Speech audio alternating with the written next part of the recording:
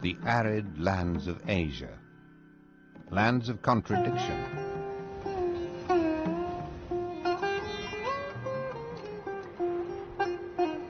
The sandy deserts of India are separated from the parched interior by the mighty Himalayas.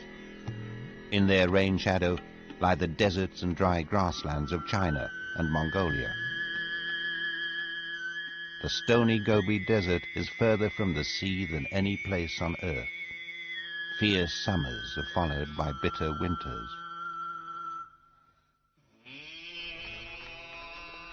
North of the Gobi, on the grasslands of the Mongolian steppe, temperatures can plunge to minus 60 degrees.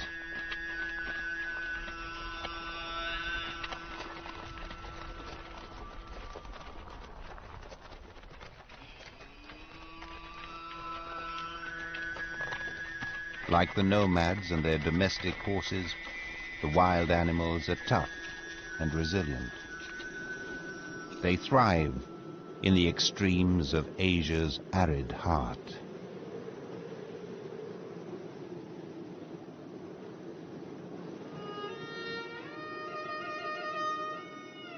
The long winter is ending on the steppe grasslands, home to a wild animal the Mongolians know as Tarki, the spirits. Westerners call them Przewalski's horses. They're the only true wild horses in the world. The 7 mares of this herd are pregnant.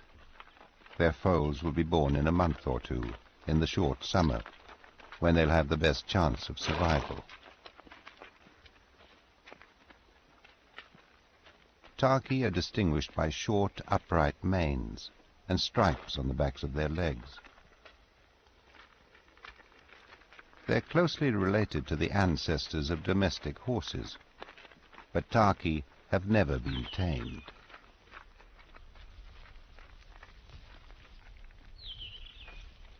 The Mongolians have named the stallion of this herd Khan, after their famous ancestor Genghis Khan.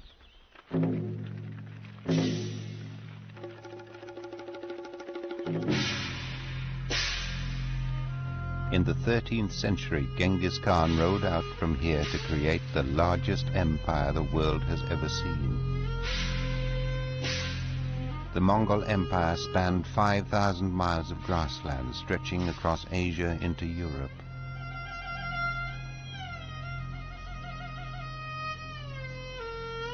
Like the Tarki and Mongolian gazelles, Genghis Khan and his warrior tribes were nomads, constantly on the move in search of good grazing.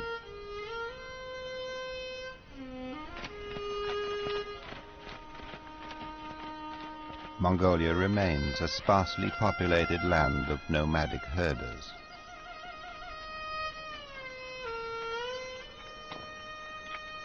For countless generations, the nomads and their herds have lived alongside the wildlife of the steppe.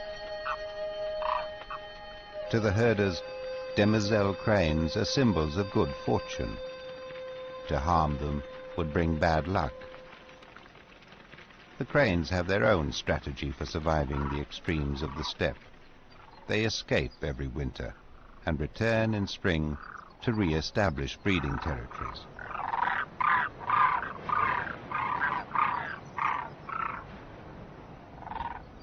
The arrival of a male joining his mate ruffles territorial feathers. During the breeding season, each pair defends an exclusive territory a few hundred yards across to ensure they get the food and water they'll need to raise a family.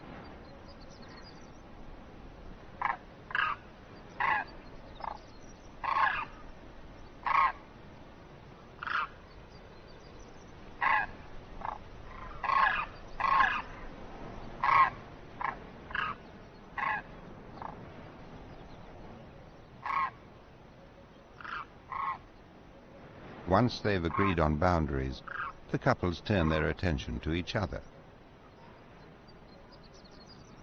Cranes are long-lived and often pair for life. Before they breed, they renew their bonds in a demoiselle's pas de deux.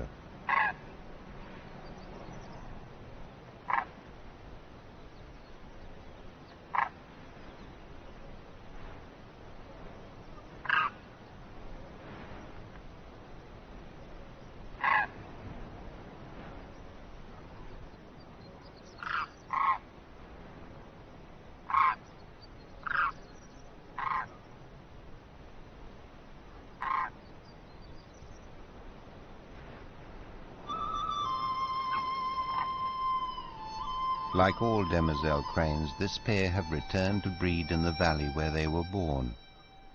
To get back from their wintering grounds in India, they have flown 2,000 miles over the Himalayas. The final leg of this astonishing journey was across the Gobi Desert, the bleak center of Asia's arid heart. Gobi means stony. Strong winds have stripped the soil, leaving only stones, polished to a shine by the fierce heat.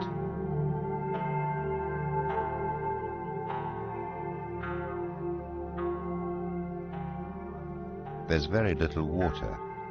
At the puddles that pass for water holes, animals often have to dig to find moisture. As summer temperatures soar to 120 degrees, any water soon evaporates, leaving only soda crystals. The desolate Gobi is home to the world's only wild camels, the Bactrian camels. Little more than 1,000 of these two-humped nomads remain, roaming the deserts between China and Mongolia. Two females and their month-old calves have joined forces to be safer from predators such as wolves. Camels are superbly adapted to the desert. Bushy eyebrows and double lashes protect their eyes from sand, and they can clamp their noses tight to keep out dust. Soft padded soles stop their feet sinking into sand.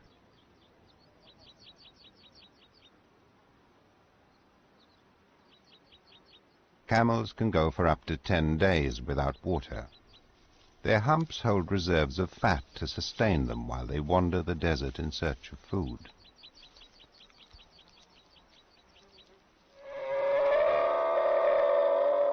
The females are shedding their thick winter coats. The summer ahead will be short, but intensely hot.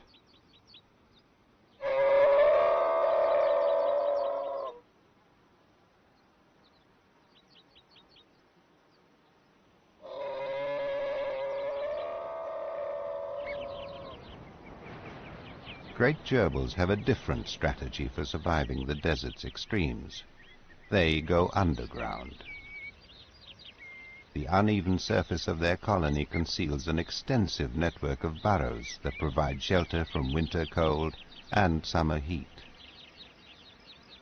The first litter of the year has just ventured above ground. They sniff each other constantly for the reassuring smell of family.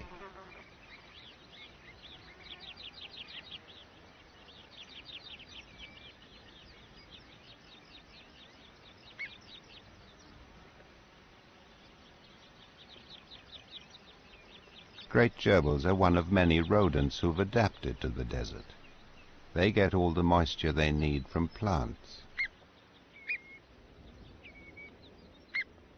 But even the best adapted desert shrub depends on occasional, unpredictable rain.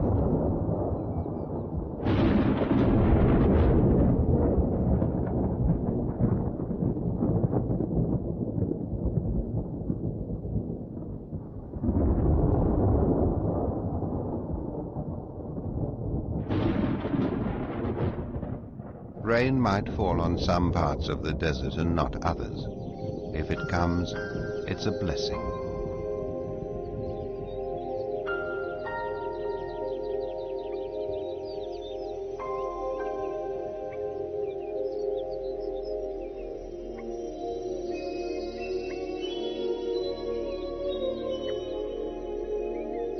In most years, only 2 inches of rain falls, most of it in summer.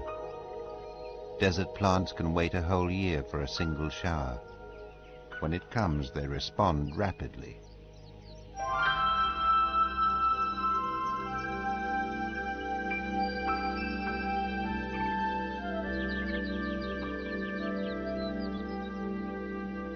But almost as quickly as water appears, the desert air sucks it away.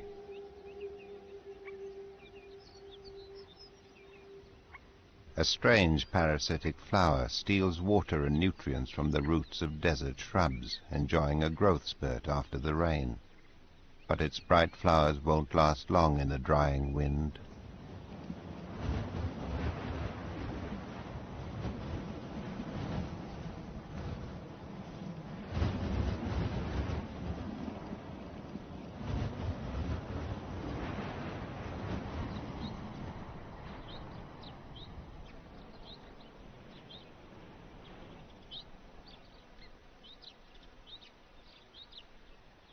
During the day, beetles write their signature in the sand.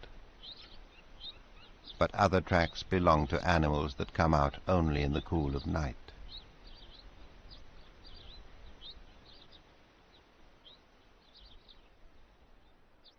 The hairy-footed jerboa is a relative of the larger great gerbils. Also known as a kangaroo rat, the jerboa leads a solitary life.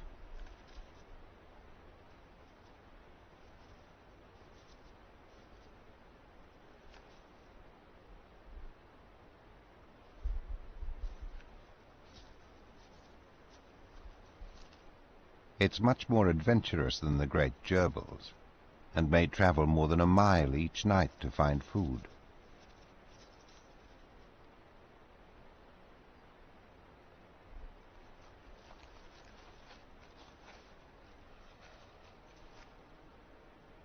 It's a skilled digger, busiest just before dawn. In only 10 minutes a jerboa can dig a hole a couple of feet long, where it will hide from the heat of the coming day.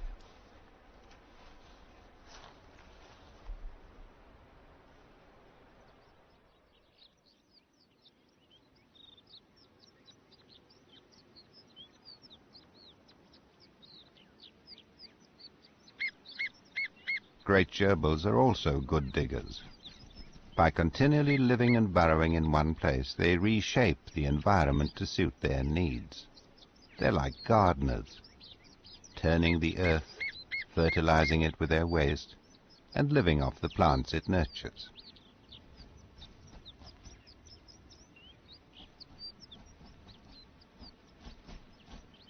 Their gardening strategy has stood the test of time.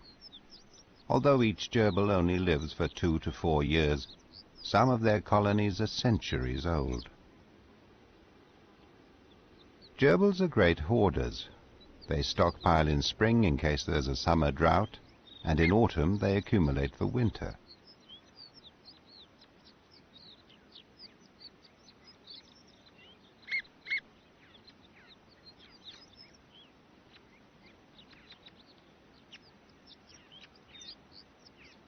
They spend long periods cropping the lush salsola bushes, which flourish because of the pruning and manuring they get from the gerbils.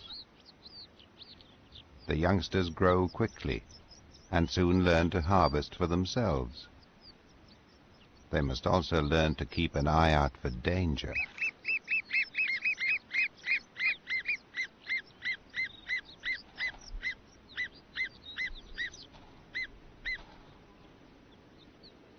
A quick retreat foils the black kite, who continues to hunt, scanning the desert with sharp eyes.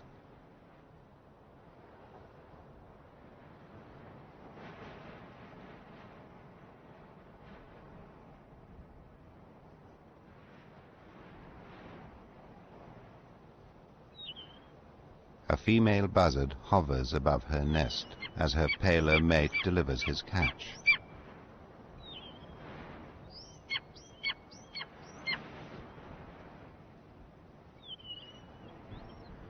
He's left a vole, which she shares between their chicks.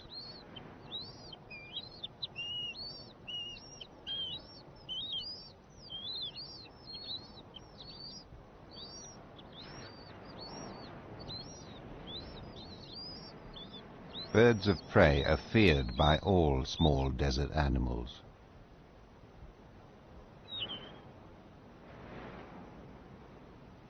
A vole spends as little time as possible above ground.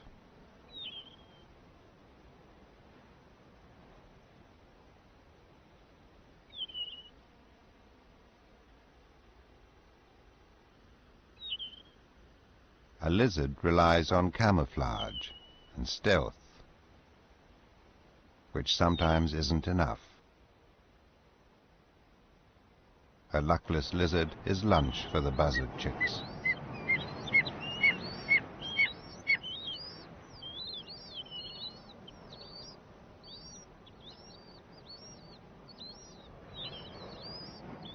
The male buzzard will be a constant presence in the summer sky as he hunts for his growing family.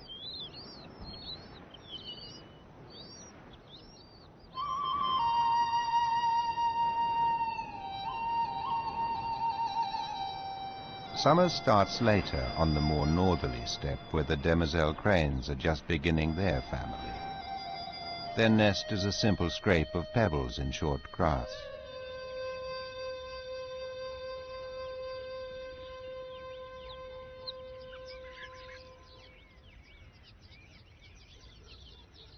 When the female returns from feeding, she rolls her egg before settling.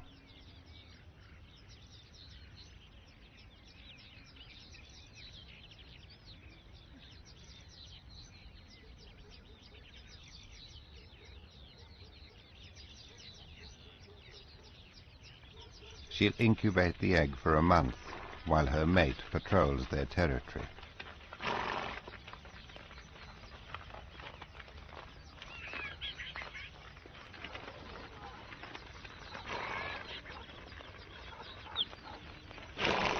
Cranes raise just 1 or 2 chicks a year. As the herders move their horses to and from water each day, the female sits tight on her precious egg.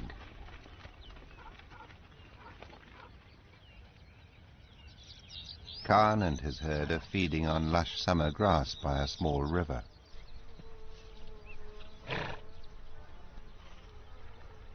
Five Taki foals have been born in the previous month. They boost the numbers in Khan's herd to 18.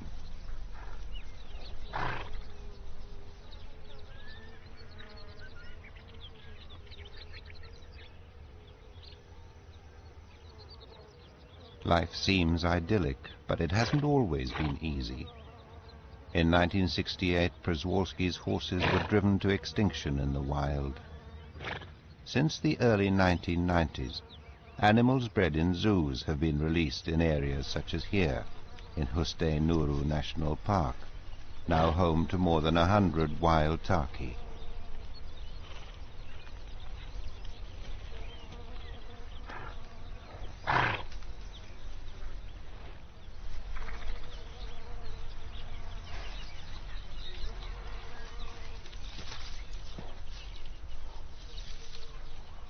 Khan is the dominant stallion in a herd of 7 mares and their offspring.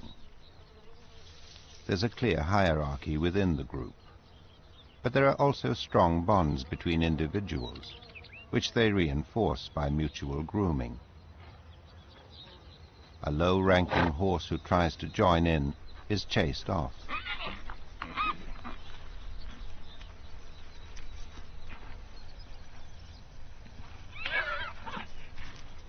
The last mare to give birth is coming into heat. Khan and some of the young stallions cluster round to see if she's ready to mate.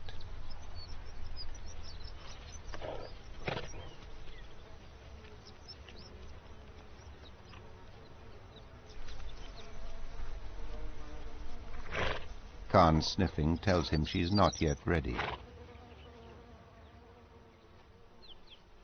The mare lashes out at the unwanted attention. Khan leaves. When he judges the time is right, he'll chase the youngsters away.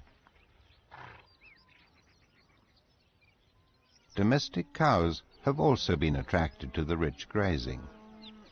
Khan considers them a threat.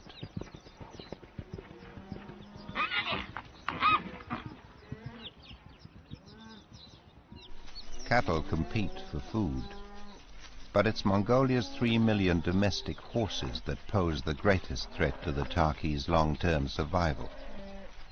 The 2 species have different numbers of chromosomes, but can still interbreed. The risk of Taki genes being swamped by domestic horse genes is very real. But if Khan has his way, this domestic herd won't stay long.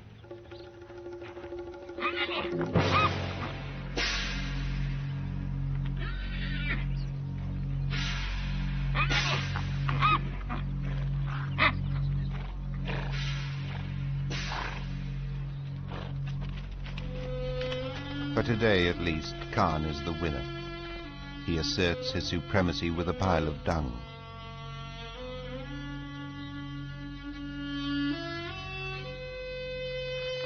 The domestic stallion moves off before he gets hurt.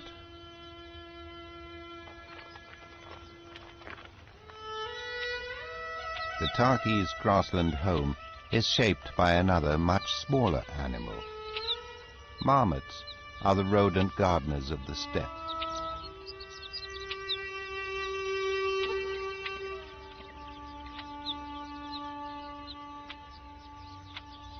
Unlike the desert gerbils, marmots are long-lived. This female could live to be 10 or even 15 years old. She didn't give birth until she was 3, and she may not breed every year.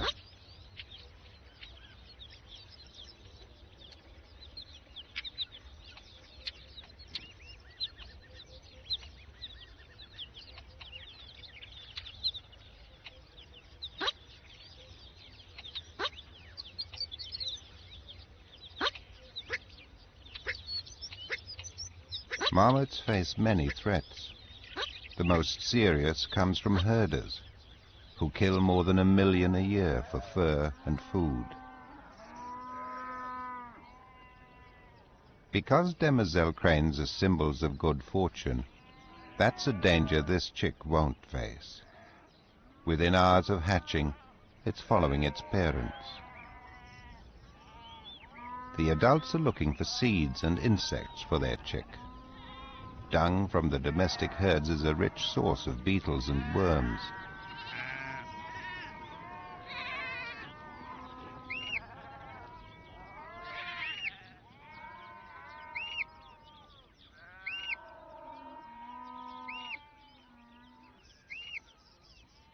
The parents keep an eye out for danger. They may not have a burrow to escape to, but they do have bravado.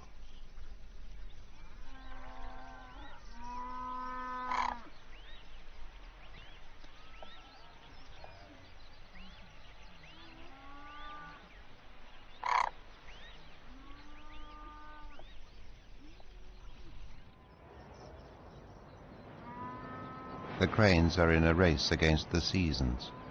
They have just 2 months before they have to leave their summer home. By then their chick must be able to fly. But the family will stay together until the following spring, when they will return to their valley.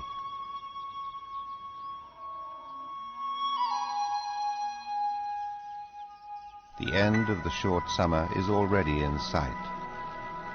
Grassland flowers rush to bloom and seed as the first frosts turn the steppe gold.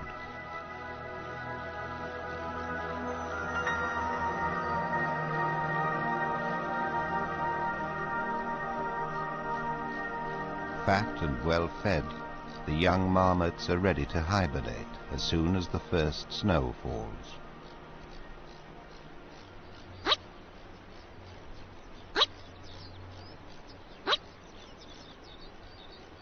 The coming winter will be the first true test of the young wolf's hunting and survival skills. In a sheltered valley, flies are in a frenzy of late afternoon mating. They won't last the winter, but their eggs will.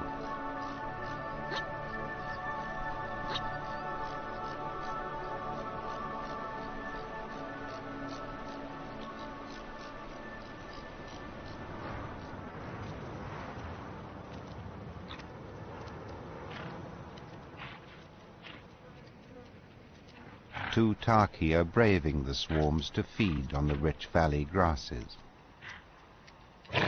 One was the first male born in Khan's herd. His name Munlai means firstborn. He and his half-sister have been chased from the herd by their father. It's the stallion's way of preventing inbreeding.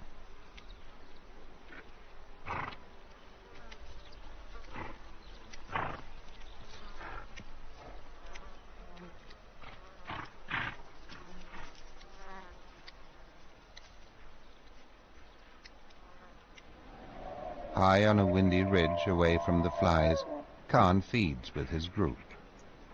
They've lost one foal to wolves which attacked late one night, but the remaining animals are in peak condition.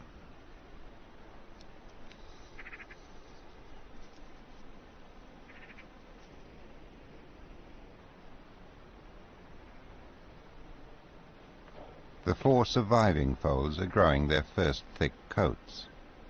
Their places in the hierarchy of the herd reflect the status of their mothers. Khan, as always, grazes on the edge of the group, keeping an eye on the herd.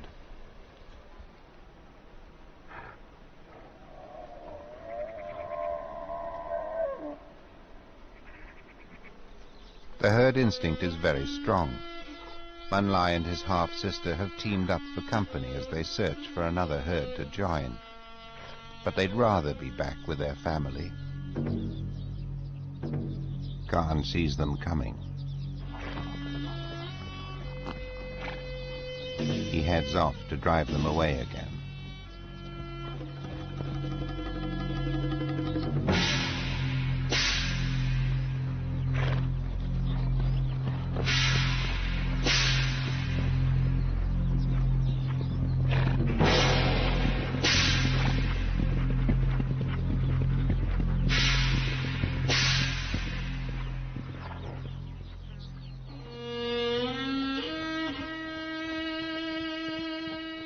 The rejected pair retreat.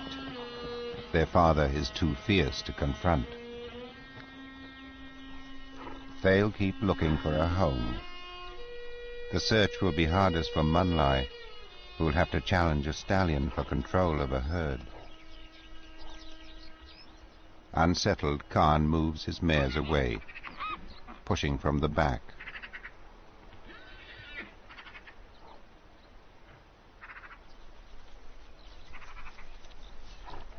Several herds use this river valley, and they often meet. Ahead are 4 young stallions.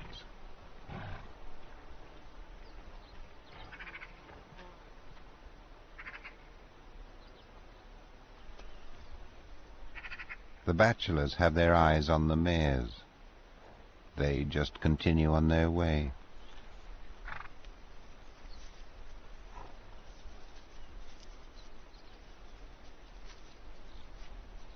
But Khan has other ideas.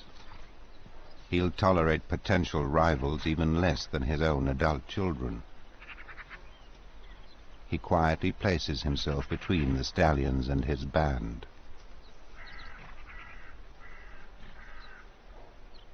The young interlopers are easily discouraged.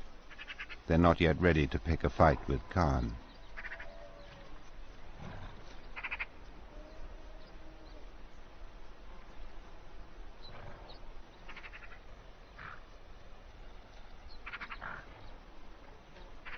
The top bachelor stallion herds the others as he hopes one day to herd mares.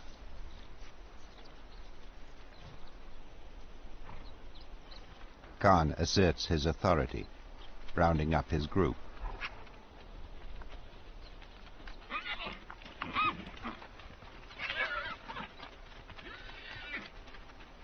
He snakes from one side to the other, his head low.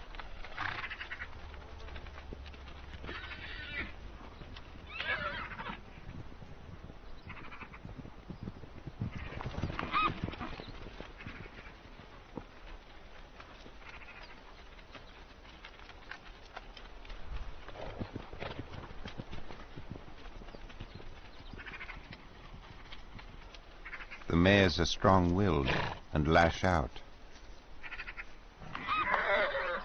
Their hooves can hurt, but Khan persists, pushing them where he wants to go.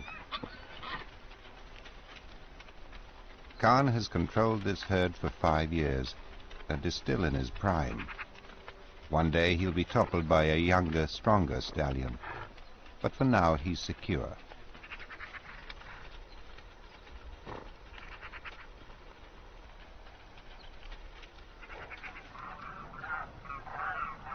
Autumn is a time of gathering.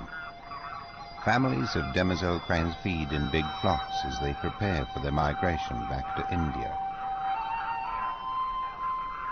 To escape the harsh winter of their homeland, these great travelers will set out on an arduous journey that may take them as long as 3 weeks.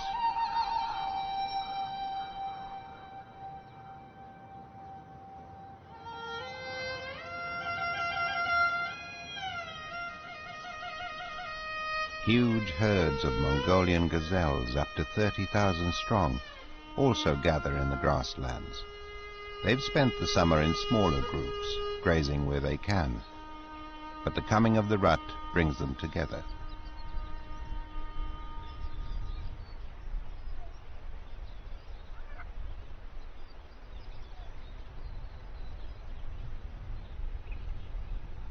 This year, summer rains, normally such a blessing, have become instead a curse. More than 3 times the usual rain fell. The soils are too sodden to drain the water away. Months of walking in water and mud have taken their toll. The herds are full of limping animals. The gazelles are suffering from highly infectious foot rot.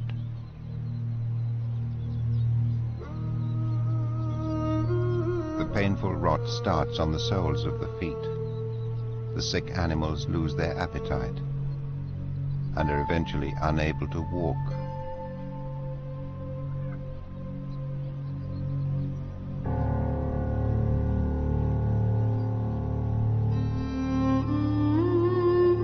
Each body has the telltale swollen ankle of foot rot. This isn't the first time unpredictable rains have devastated the gazelles, and it won't be the last. Nearly a quarter of them have died. But in the next good year, numbers will bounce back. The herds move on, heading for winter rutting grounds. The greatest pain a sick gazelle can suffer is to be left behind.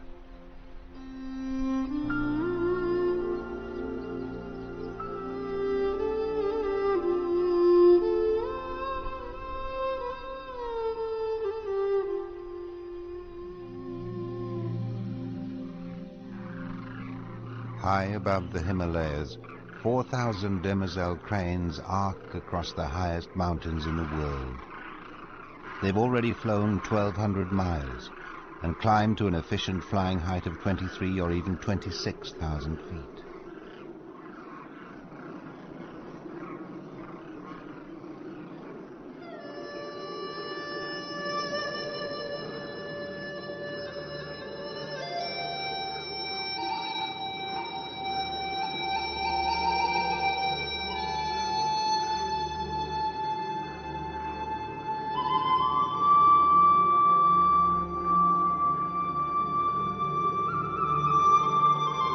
Fierce headwinds make their epic journey even more challenging. If the cranes lose height, they must circle in search of thermals of rising air, which they can ride back up to cruising altitude to continue their journey. But sometimes they just circle for hours.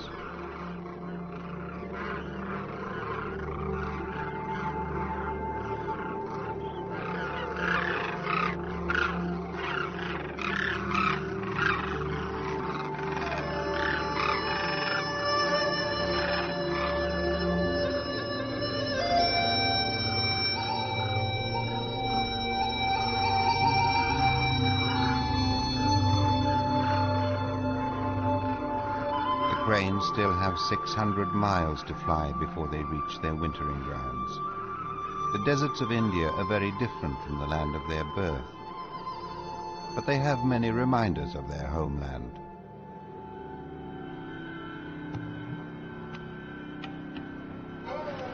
As on the steppe, animals live alongside people in the hot coastal desert.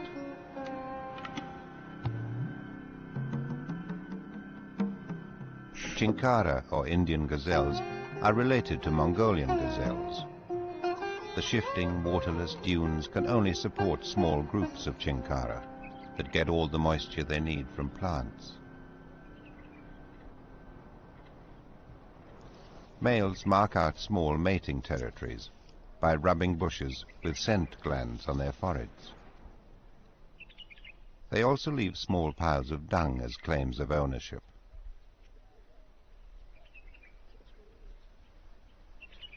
It'll soon be the rutting season, and the battles have already begun. Males fight over territorial boundaries and the right to mate with females who pass through.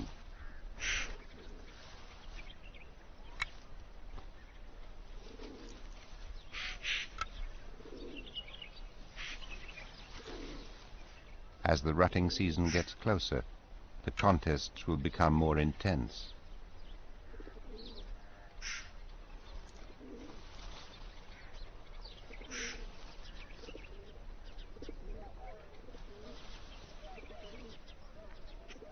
Until recently, Chinkara shared the edges of the sandy desert with wild asses, relatives of the Mongolian Tarki.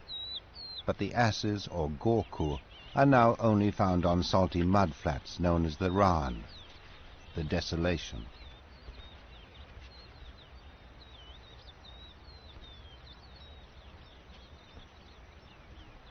In most years, the monsoon floods the low-lying mudflats. But this year the summer monsoon didn't come. A few showers greened the plants, but the Ran didn't flood.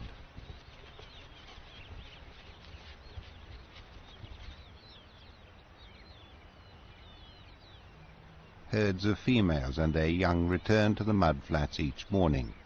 The foals were all born around the same time.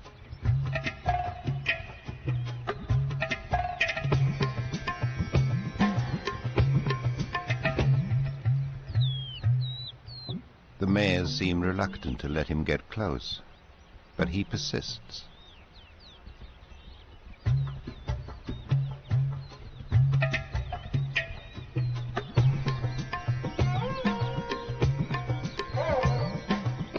Sometimes he nearly succeeds.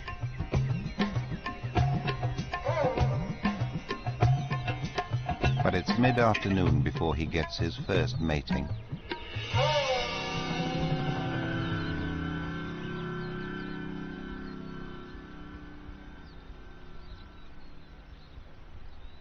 Bundia, the old stallion from next door, makes his move. The mares are much more at ease with Bundia. He'll father some of next year's foals after all.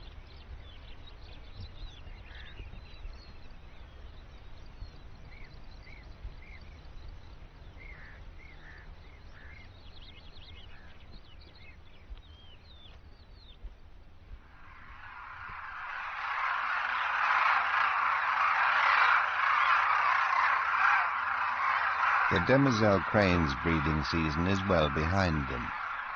After their epic autumn migration, they're passing a leisurely winter. Cranes have always come to winter in India, but the huge flocks at the village of Kitchen on the edge of the desert are here by express invitation. As part of their religion, the villagers not only tolerate wild animals, they encourage them.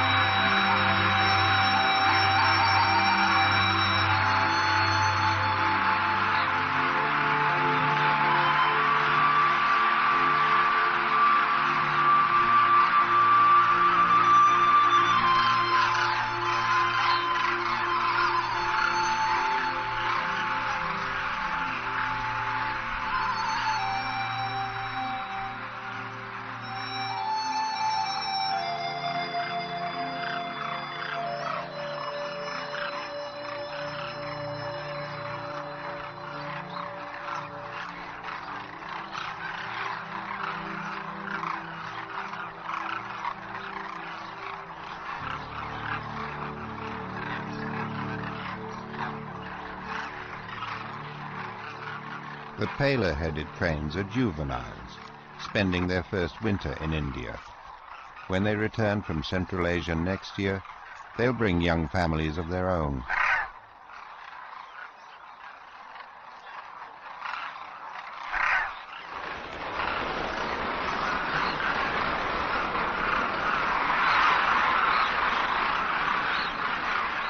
As soon as they've eaten all the grain, the cranes leave the feeding compound to spend the day at a nearby water hole.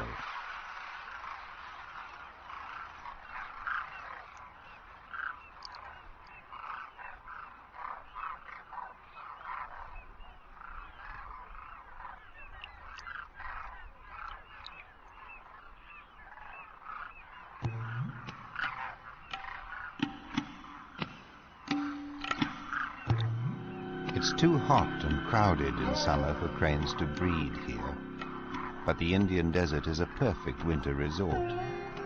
Daytime temperatures are in the 70s and only drop to freezing at night. Conditions are pleasant compared to the winter the cranes left behind in Central Asia.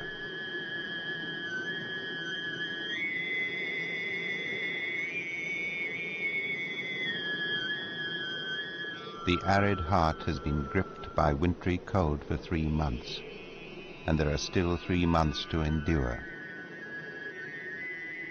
The air is so dry that usually very little snow falls. This year's snow is exceptional. The gazelles that survived the foot rot epidemic forage for dry grass beneath the snow, alongside domestic camels blanketed in winter coats.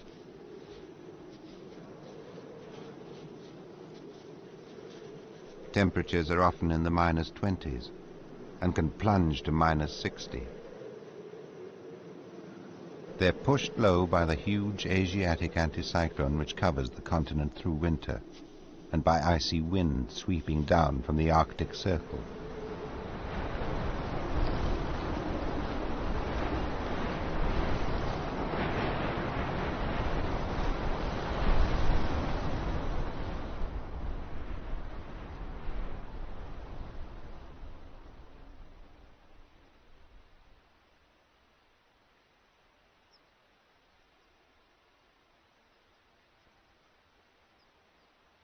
It's 180 degrees colder than midsummer. The river is frozen, except where Taki have broken through to running water, which steams in the freezing air. The snow is powder dry. Water is as much at a premium as it was in summer. Every couple of days, Taki must come to drink.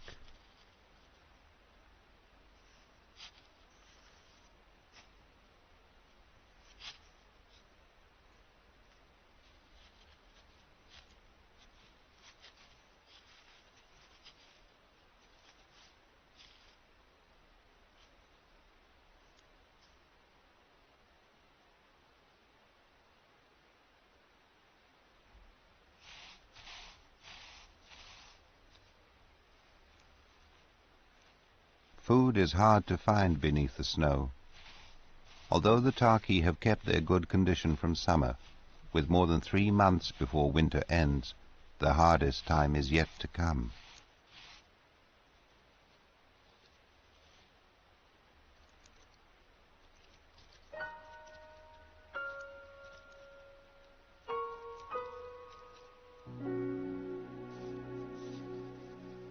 The winter has been good for Khan's son Munlai. He's now the dominant stallion of his own small herd of mares.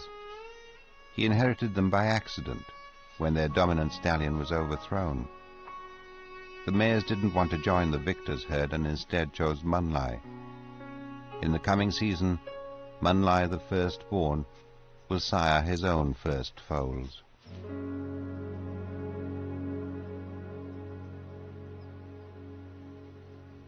Up on the hill, his father Khan is still in control.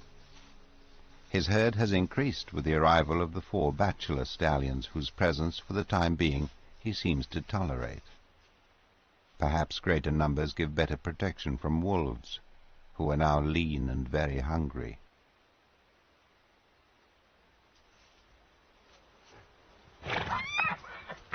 The young stallions vie for status.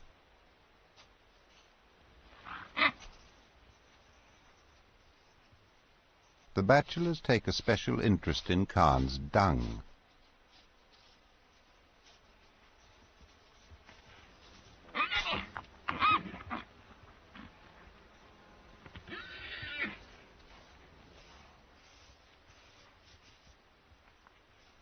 They roll in the dung, as if covering themselves in Khan's smell will help them rise to his rank.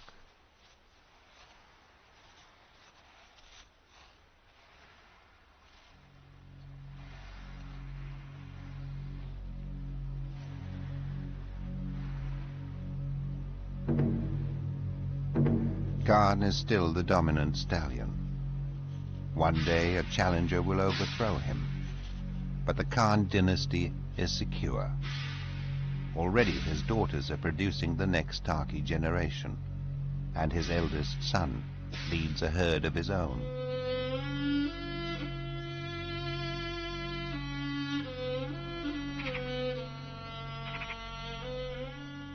The rise and fall of a stallion is as much a part of life for these nomads as the ever-changing seasons.